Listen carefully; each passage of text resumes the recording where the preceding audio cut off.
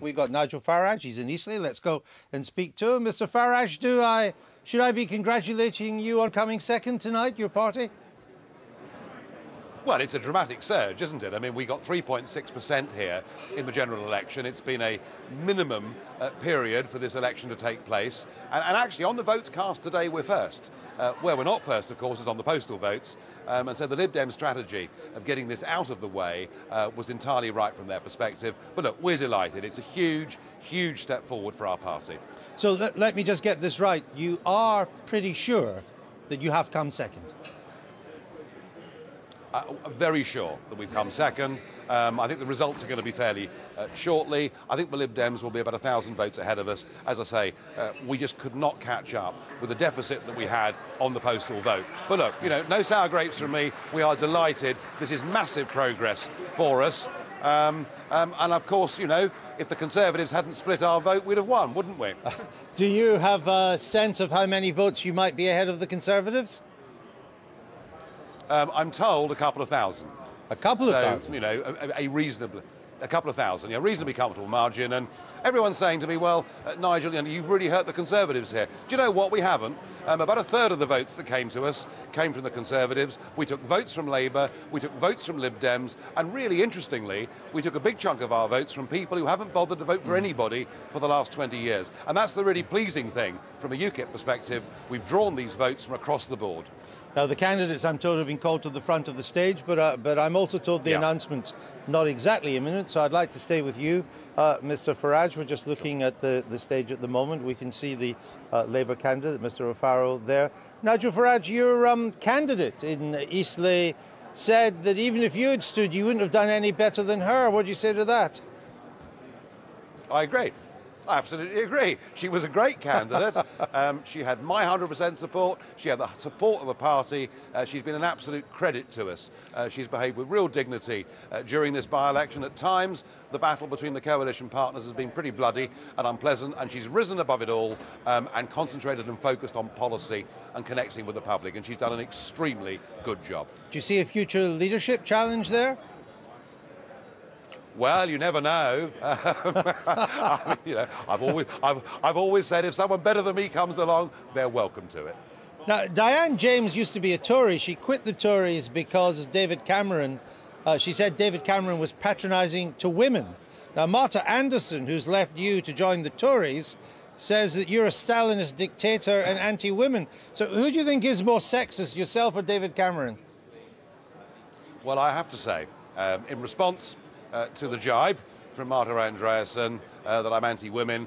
If only that were true, my whole life would have been just so much simpler. What are you going to do for an encore? I don't mean after that quip. I mean, what are you going to do as an encore, assuming you have come a decent second tonight and you're ahead of the Tories? Yeah. What's next, Mr. Farage? Yeah. I'll tell you what's next, and that is May the 2nd, the English County Council elections. It is my intention for us to put 2,000 candidates in the field right across England. In counties like this in Hampshire, we already have a full slate of candidates. And I think, you know, you'll find out on the night of May the 2nd that what happened here in Eastleigh was not a freak result. You know, something is changing. People are sick and tired of having three Social Democrat parties that are frankly indistinguishable from each other, and we're the party prepared to talk about and confront difficult, tough issues that everybody else wants to simply brush under the carpet. What was it that got you the surge? What was it? What issues got you the surge? I think that, I mean, here we are with Southampton just down the road. We were told back in 2004 by the Labour government that open-door migration to Poland and other parts of Eastern Europe would lead to an increase of up to 15,000 a year. There are 30,000 in Southampton alone. And certainly there is a chronic shortage here of social housing. Young people, school leavers, are finding getting jobs incredibly difficult. And the idea that we should open our doors to 29 million more people next year from Romania and Bulgaria, what people are saying on the doorstep is enough's enough. You know, it's all well and good to have a sensible, balanced migration policy, but the penny's beginning to drop. And, you know, Chuka says, well, we're in the EU, and therefore we have to have free movement of peoples. But the point really is this. If you want to control your borders, if you want to have a managed migration policy, you cannot remain members of the European Union. And my prediction is that over the next year or two, as the European debate gathers pace in this country, the issue of immigration and border controls will become the absolute key to the whole thing. Well, the last Labour government clearly got the predictions wrong as to how many immigrants would come from Eastern Europe, but it would be pretty hard to argue that Eastleigh has been swamped by any outsiders, would it not? No, as I say, there are something like 30,000 people from Eastern Europe living in this fairly immediate vicinity. Yeah, but you're in Eastleigh, that's Southampton, that's down the road.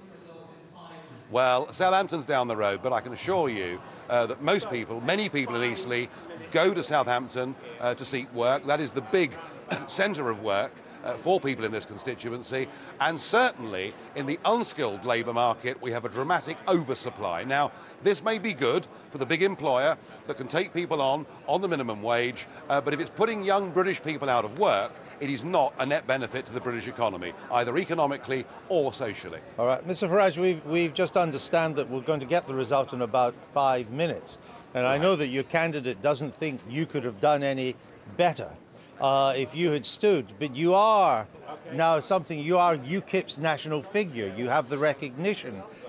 When you hear this result, and maybe she's lost by only 1,000 or so, would there not be a little nod in your head thinking, God, if only I had stood, we could have won this constituency? No, what I'll be thinking two things. Firstly, well done, Diane James. It's been a fantastic surge for UKIP. And secondly, I'll be thinking that I will go on and I will lead this party as a candidate in the European elections in June of next year with the intention that we come first nationally in those elections and cause an earthquake in British politics. And I could not have done that if I had stood in this election and been successful. I mean, well, you'll have to watch your back as well. I'll be watching, don't you worry. Nigel Farage, we'll let you go for the announcement of the